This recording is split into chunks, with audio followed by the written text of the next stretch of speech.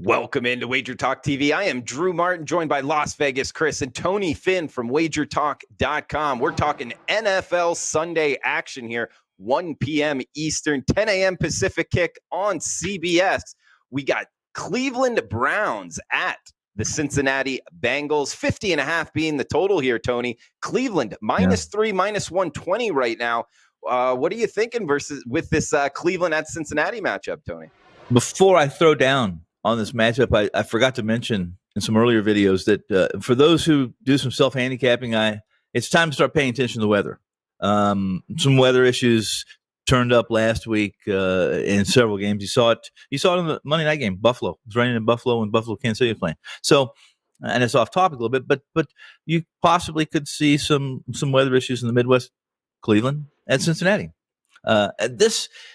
This is a game.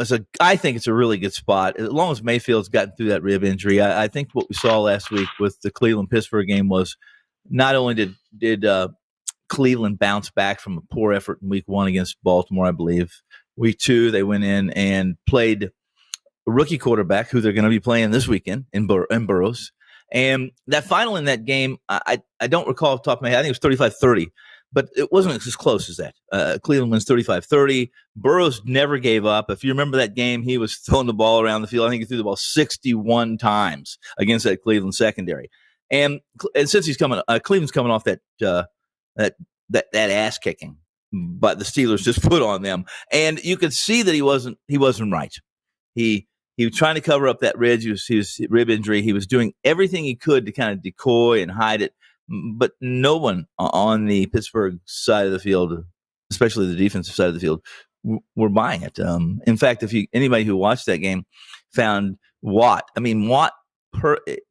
Mayfield was so focused on getting rid of the ball. He was hurting so bad. They were behind, playing from behind. So everybody in the stadium, all the cardboard figures the same, knew that they were throwing the ball. And Hunt wasn't having has a poor day running the football. His worst ever, I think.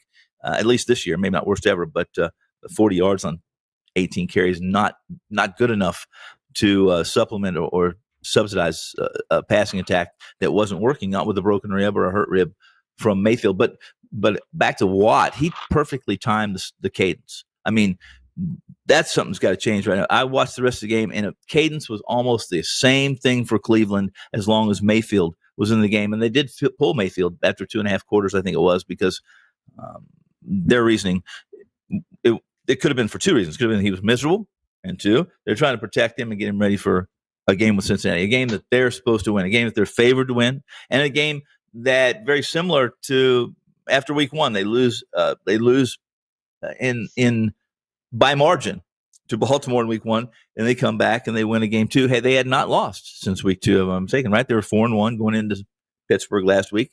And they got the drubbing. There's a lot of injuries, but here's what I expect. I expect Garrett to have a big day. I mean, he had a pretty big day in Week 2. Not that he didn't get 3 sacks. But this guy's got he's got 7 sacks in 6 games. That's on pace for 18.5. That's a pretty good sack total number in a COVID year. Anything that's in a COVID year, anything that's that we say is good, by the way, guys. So, but the Browns and Bengals, they played in Week 2. Everyone wants to say Burrows is going to be better, but he's going to be better than he was in Week 2. Very possible. I like a big effort today Sunday from Cleveland. I don't expect to see a Mayfield play as poorly as he did. I expect him to be healthier. Another week for that rib to heal. And anyone who's had rib injuries knows how painful they are, and they're long. It's just time. It takes time to heal those. Big play, big game, big play from Mayfield. Beckham probably won't throw another fit on the sideline like he did last week in Pittsburgh, that's worse than anything in my world, in my orbit. Those players that are divas like that and throw those fits because they're not getting their way or they're not getting the calls are more of a distraction. Since he did a good job. They did a good job of handling the loss. They came out, they were accountable, and I expect them to go into Cincy this week, second road game in a row, which is always tough in the division. And the fact that Cleveland is averaging 6.5 points a game on the road, I think it played a little bit into this number, and I think the number's fair. I think the number's right, and I think the number's a play. All right, interesting stuff there from Tony Finn, even talking about a little cadence there. I'm sure high school Yeah. coaches, high school offensive coordinators, you don't normally hear that at the NFL level, but I'm sure it happens to the best of them. Baker Mayfield it's being one of tipped. them. They tipped it. Yeah, Yeah, tipping good stuff there, pitches, Tony. tipping cadences. Yeah. Yeah, well, we got to get your opinion here, Las Vegas, Chris. What are you thinking here with the Browns and Bengals? I think he started drinking early. I couldn't disagree more. I think you know what? I read the comments on the Tennessee video that I did last week, and everybody called me an idiot. Now, I gave out Tennessee and they won, but I'm an idiot because I said Tennessee's overrated. So I'm going to give those people something even more idiotic to complain about. If they hadn't lost respect for me by then, they're going to lose respect for one of the comments I'm going to make. I remember that game, that primetime game, and that was brutal. Cleveland, it was always Cleveland, Cincinnati trying to get the backdoor cover. But don't forget, Chubb was in that game. Chubb was in that game and gained a hell of a lot of yards. I forget how many, but he tore them up and down. He's not going to be there this week. There's another main point. Cincinnati's playing at home, not on the road. At home against Cleveland, Cincinnati is 9-2 last 11 games. My opinion, who the hell is Cleveland to be laying points on the road? What have they proven to anybody this season? Absolutely nothing. They're just the darlings.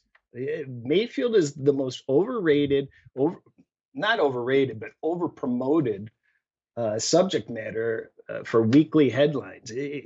He's nothing. He's banged up. He's hurt. Cleveland is 1-8 the last 9 times on the road. 1-8 last 9. And they're going to lay points on the road. Honestly, I already gave this out as a client release. It's a best bet. Took the plus 3.5. I think Cleveland's defense is pathetic. They rate, if you look at some listings, Cleveland is in the top 10, and this is where everybody's going to call me an idiot. My metrics, which are very profitable over the last few years, have Cleveland, even though they rate top 10, as a bottom 10 team. Bottom 10. I think that they're very overrated.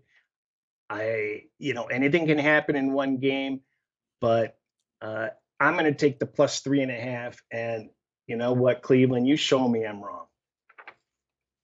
I like it. Las Vegas, Chris, like in the home underdog there. You can get a couple 3.5s offshore right now. It is mostly 3s, but it is available. Good stuff there from Las Vegas, Chris, and Tony Finn from WagerTalk.com. And guys, this is number 1 and number 2 all-time profit producers in the NFL at WagerTalk.com, talking about Tony Finn and Las Vegas, Chris. Check out each one of their handicapper pages because we got a 2-for-1 special. If you're interested in number 1 and number 2 all time at Wager Talk in the NFL, these 2 guys are it. And it's 2-for-1 special. Check it out at WagerTalk.com.